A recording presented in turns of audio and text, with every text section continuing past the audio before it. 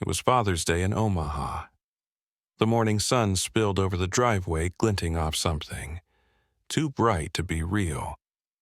I stepped out, coffee in hand, still half asleep, still hoping maybe today would feel different. Melissa, my only daughter, stood there in a crisp summer dress, her smile wide perfect. Derek, my son-in-law, was beside her, his arm around her waist like they were posing for a commercial. In front of them, a brand new Audi Q5, cherry black paint, chrome wheels, a red bow the size of a trash can lid. Happy Father's Day. Gerald Melissa's voice rang out warm and sweet as she pressed the keys into another man's hand. Gerald, Derek's father. He laughed, hugged her like she was his own, while I stood 10 feet away, invisible. Then, without turning her head, Melissa said it. Dad, don't forget the mortgage is due Monday. That was my gift, a reminder to pay for the roof over their heads, the same roof my savings had bought. $50,000 for a man they've known 8 years. And for me, a bill. The coffee in my mug tasted different, bitter, like truth. In that moment, something in me shifted. If you've ever been betrayed by your own blood, if you've ever realized you were nothing more than a walking wallet, you'll understand what I did next. Stay with me. Because this story doesn't end in tears. It ends in justice. Lincoln, Nebraska. That autumn, the wind carried a sharp chill, and golden leaves piled high on the porch steps. I stood in the living room looking around the house Martha and I had built over 40 years. Every picture on the wall, every scratch in the hardwood floor was a piece of our life together. Martha had been gone for 2 years. The house felt too big, too quiet. At night, I ate alone at a 6-seat table, the ticking of the wall clock sounding like it was counting down the rest of my life. Then Melissa, my only daughter, called. Her voice was bright, excited, like when she was a little girl asking me to get her a puppy. Dad, Derek, and I found our dream home. If you sell your place in Lincoln, you can move in with us. We'll be a family again. I hesitated. But she was right. The house was nothing but empty space now. And in Omaha, there'd be laughter, shared meals, company. A month later, I signed the papers. $180,000, the entire sale price, went straight into the down payment for Melissa's new house. In return, I got a promise, Dad, you'll never have to be alone again. When I moved in, they'd painted my room a soft blue, Martha's favorite color. On the wall, Melissa had hung my collection of Civil War generals just as I'd arranged them back in Lincoln. I truly believed this was the start of something new. The first weeks in Omaha felt like stepping into a life I thought I'd lost forever. Every evening, the smell of dinner would drift from the kitchen pot roast chicken casserole, or sometimes Derek's grilled steaks. We sat together at the dining table, sharing stories like we used to. Melissa would ask about the book I was reading sometimes, pulling up a chair to hear an old story from her childhood. Derek would chime in with talk about baseball scores or the latest headlines. One crisp October afternoon, Melissa knocked gently on my door. Actually knocked and asked Juan to help me plant tulip bulbs out front for spring. We spent hours in the sunshine, digging small holes, choosing colors, and talking about how beautiful they'd look when they bloomed. I hadn't felt that close to her in years. She'd even made my room feel like a home. The soft blue walls, the Civil War prints we'd hung together, the smell of fresh coffee drifting up the stairs every morning. It was a rhythm I could have lived in forever. Sometimes I'd catch myself smiling for no reason. The loneliness that had been my shadow in Lincoln seemed to fade under the warmth of this new life. Melissa kept her promise. For a while. But like the tulips we planted, there was something buried beneath the surface. Something I couldn't see yet. Something that would push through the soil in time. It happened so gradually I almost missed it. One cold January morning, I was in the kitchen making oatmeal when Derek walked in, grabbed his coffee, and headed for the door without so much as a good morning. At first, I told myself he was just in a hurry. Everyone has busy days. But the silence stretched. A week later, Melissa skipped our usual dinner together. Then it happened again, and again. Before long, I was eating reheated leftovers alone at the table, listening to the muffled sound of their laughter drifting from upstairs. The invitations stopped. The conversations grew shorter. Sometimes I'd enter a room and they'd stop talking entirely. I told myself not to take it personally, but the walls of my room seemed to be closing in. The tulip bulbs we'd planted were still sleeping under the frozen ground, but I could feel something else growing in this house, something colder than winter air. One evening, I overheard Derek talking in the kitchen. "Too expensive to keep," he said. The sound of a cabinet door shutting drowned out the rest. Melissa's voice followed softer, almost weary. "We'll figure it out." Then their footsteps moved away, leaving me staring at my closed bedroom door. For the first time since I'd moved in, the promise she'd made in Lincoln that I'd never be alone again felt fragile, like glass about to shatter. It was a Friday evening when Melissa appeared at my bedroom door without knocking. The hallway light behind her cast her face in shadow, but her voice, it was cold enough to cut through bone. "Dad, the mortgage is due Monday. If you can't cover it, I know a good nursing home." For a moment, I thought I'd misheard her.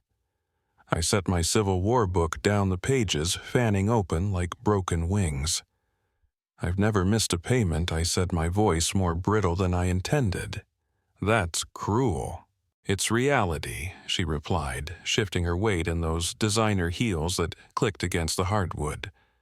Her tone was businesslike, almost bored, like this was just another task on her to-do list. I stared at her, remembering the little girl who used to curl up in my lap during thunderstorms. Now, she was standing in my doorway, speaking to me like I was a burden she couldn't wait to unload. "Just make sure Monday happens," she said, dismissing me with a wave of her hand before turning and walking away. The sound of her heels faded up the stairs, replaced by muffled laughter, hers and Derek's, floating down from the living room. I sat in silence, the reading lamp casting a lonely yellow circle on the floor. That was the night something inside me shifted. A promise had been broken, not with a shout or a fight, but with 7 cold words about a nursing home. After the nursing home threat, the house no longer felt like a home. One Saturday night I heard the front door open and voices spill in, friends of Melissa and Derek. From my room downstairs I could hear the clinking of glasses, the thump of music, and the kind of laughter that comes when people feel entirely at ease.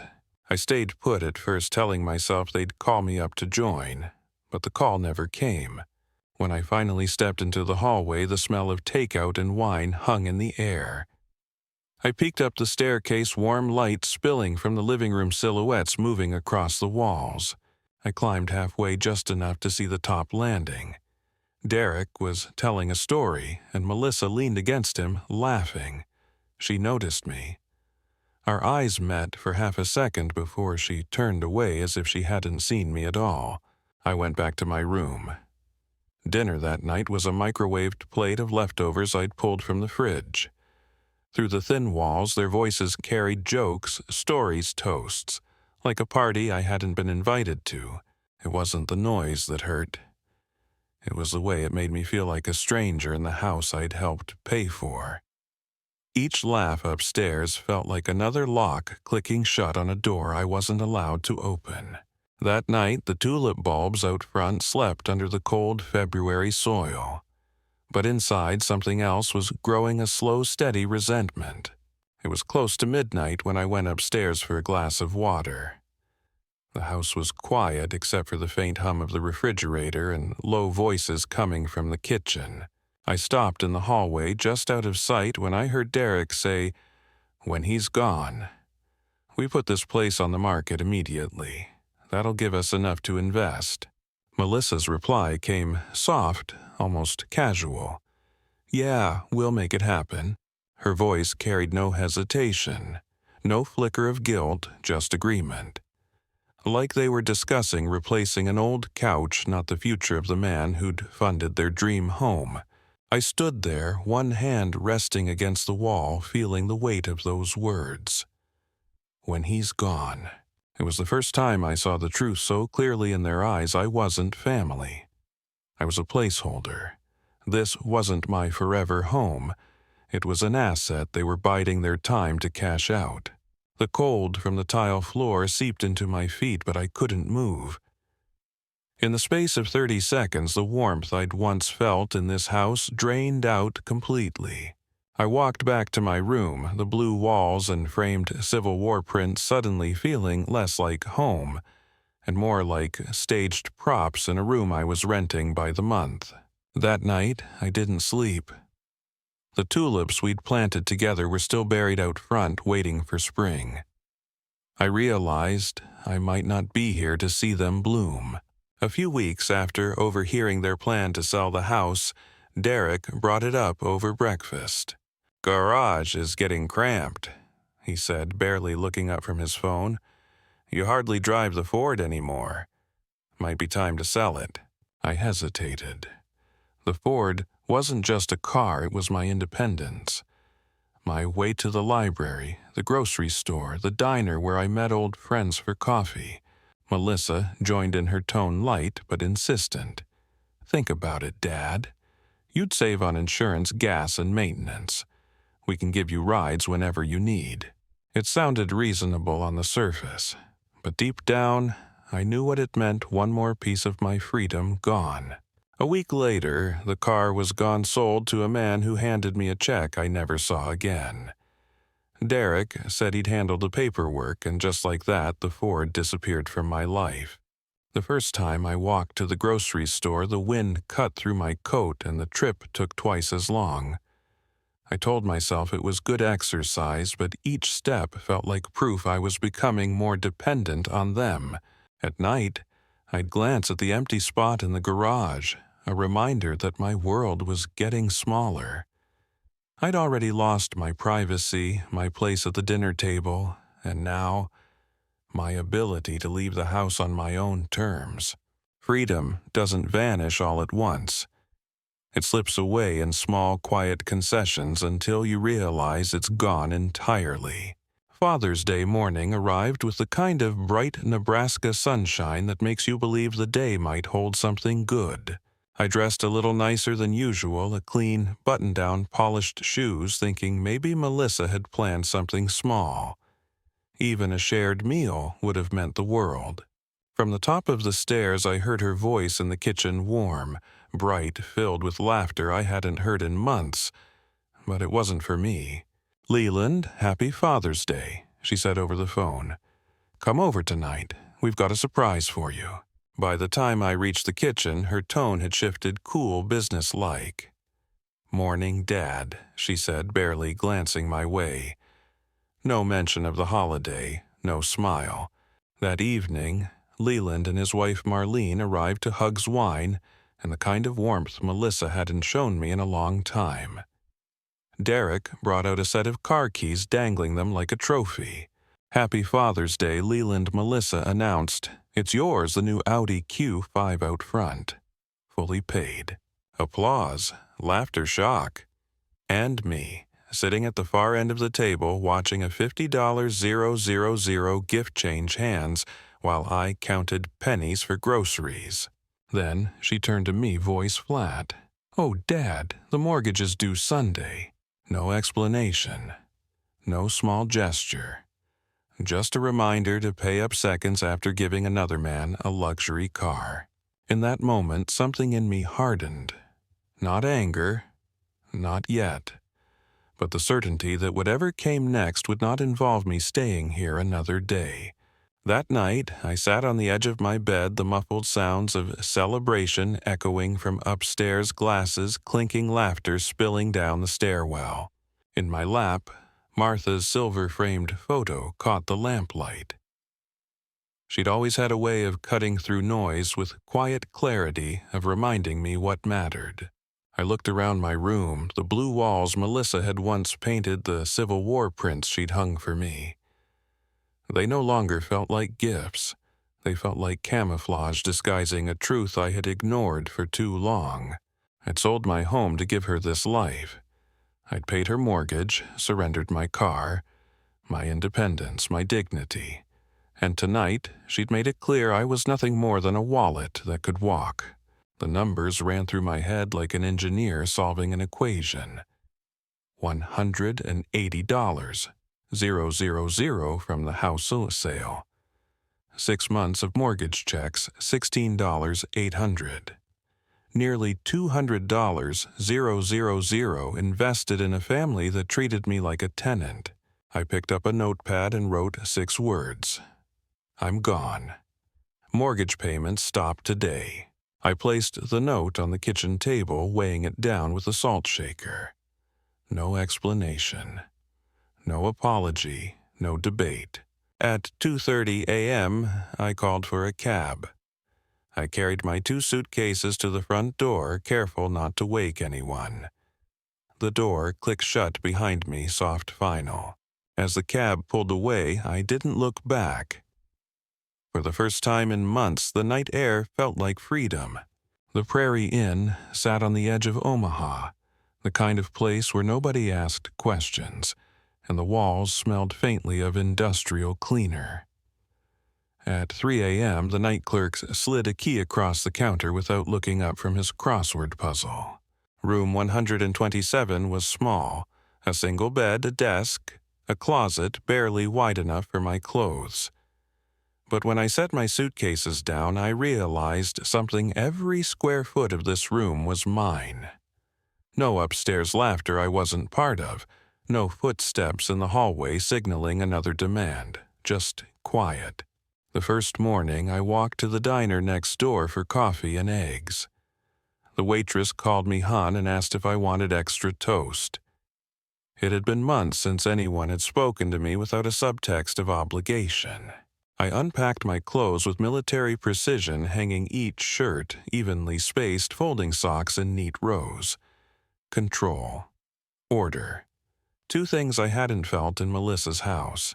By the 3rd day, I'd started a routine coffee at 6 breakfast at the diner, a walk to the small park across the street with whatever book I was reading. The cold air bit at my face, but it felt cleaner, freer. Melissa called 17 times that first week. I let the phone ring. If she wanted answers, she'd have to live with the silence I'd endured for months.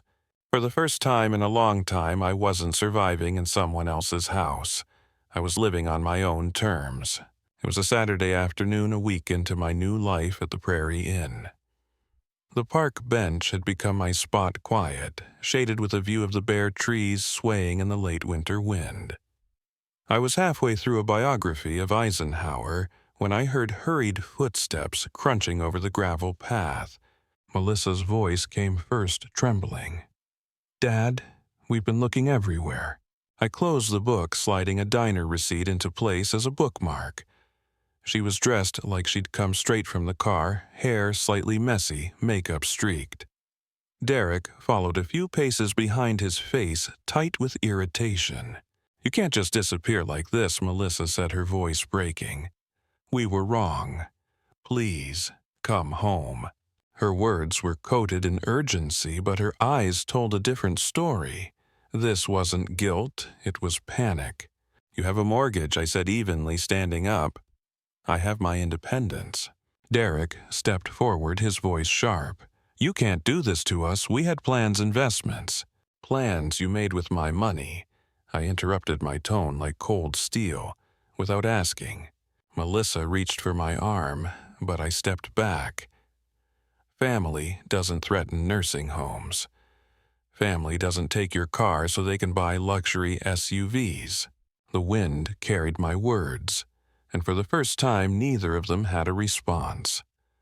I picked up my book and turned toward the motel across the street. "Don't look for me again," I said over my shoulder. And I meant it. After the confrontation in the park, I didn't look back. The next morning, I called a real estate agent in Bellevue, a quieter suburb 20 minutes south of Omaha. "I'm looking for something small," I told her. "One bedroom, maybe two, a garden, if possible." She sent me 3 listings by noon. By dinner, I'd chosen one, a modest house with a front porch, a maple tree in the yard, and enough space for a vegetable garden in back. It wasn't grand, but it was mine. I signed the papers within a week using the money I'd once thought would be Melissa's inheritance. There was something deeply satisfying about writing that check, closing one chapter and opening another in the same motion. The first days in Bellevue were quiet in the best way. I planted tomatoes, marigolds, and tulips, some of the same bulbs Melissa and I had put in her front yard months ago, except now these would bloom where no one could take them from me. Neighbors stopped by to introduce themselves, bringing homemade bread and asking about my garden plans. There were no hidden agendas, no polite smiles masking contempt. Each night I sat on the porch with a cup of coffee, watching the sun drop behind the maple tree. For the first time in years, the future didn't feel like something to endure. It felt like something to look forward to. Melissa's number flashed on my phone a few times that week. I let it ring. Some silences are worth keeping. It was a Tuesday morning in late October when the letter arrived. The envelope was from Patricia Mitchell, my attorney in Omaha. Inside, her note was short, precise, and written in that no-nonsense legal hand I'd come to respect. "Foreclosure proceedings concluded last month. Your former residence was sold at auction." I read it twice, letting the words settle. Melissa and Derek had lasted barely 3 months without my mortgage payments. The $50,000 Audi had been repossessed first, followed by the house they'd fought so hard to keep until the math caught up with them. Patricia's sources said they'd moved into a small apartment on the other side of town. No backyard, no tulip garden. From what I heard, the tension between them was thick enough to cut with a knife. I set the letter down on my kitchen table in the sunlight that poured through the windows of the home I'd chosen, paid for, and built my life in again. Outside, the tulips were just starting to push through the soil. They'd bloom next spring, right where I planted them, untouched by anyone else's greed. I didn't feel triumph. What I felt was cleaner justice, the kind that comes when people finally bear the cost of their own choices. My phone buzzed on the counter. Melissa's number. I let it go to voicemail. Some debts can be forgiven. Others are simply collected. The late autumn sun warmed the porch boards under my feet as I sipped my morning coffee. From here, I could see the maple tree swaying gently, its last leaves drifting to the ground in slow spirals. In the garden, the tulips I'd planted were pushing green shoots through the soil, a promise of spring that belonged only to me. Life in Bellevue had settled into a rhythm I didn't know I'd been missing. Coffee at sunrise. Tending the garden before the air grew too warm. Evening walks down quiet streets where neighbors waved without expecting anything in return. I thought about Omaha sometimes, the Blue Room, the Civil War, Prince, the sound of footsteps upstairs that always meant another demand. Now, the only footsteps I heard were my own, and they led wherever I chose to go. I hadn't spoken to Melissa since the foreclosure. I didn't need to. Justice had a way of delivering its own messages, and theirs had been written in bank statements and auction notices. Martha would have liked this place. She'd have planted more flowers, maybe convinced me to add a bench under the maple tree. I smiled at the thought, letting the morning breeze carry it away. If you've ever been used, underestimated, or treated like you were disposable, I hope my story reminds you. You're allowed to walk away. You're allowed to reclaim your life. And if you want to hear more stories like this, real stories of justice served, stick around. I've got more to tell. Some people only understand value when it's gone. Melissa and Derek had built their life on my sacrifices, my house, my savings, my monthly checks, believing that love meant an endless line of credit. They learned too late that love is a gift, not an obligation. When the foreclosure notice came, I imagine it felt like the ground shifting under their feet. The Audi repossession was probably the first crack in their perfect image, but losing the house, that was the real break. The tulip garden we'd planted together now belonged to strangers. Their forever home became another line item in someone else's property portfolio. I didn't take joy in their fall, but I also didn't shed a tear. Every choice has a price, and they'd been charging theirs to me for far too long. In my garden now, I see the truth more clearly than ever. The maple tree doesn't take more than it needs from the soil. The flowers don't demand sunlight that isn't theirs. Nature thrives on balance. People should too. If Melissa ever calls again, I won't answer. Not out of spite, but because my chapter with her is closed. I gave her more than money. I gave her the chance to choose kindness, and she didn't. That was the lesson. One that cost her everything she thought was guaranteed. So, if you're listening to this wondering if it's time to step away from someone who only takes, consider this your sign. Walk away. And don't look back.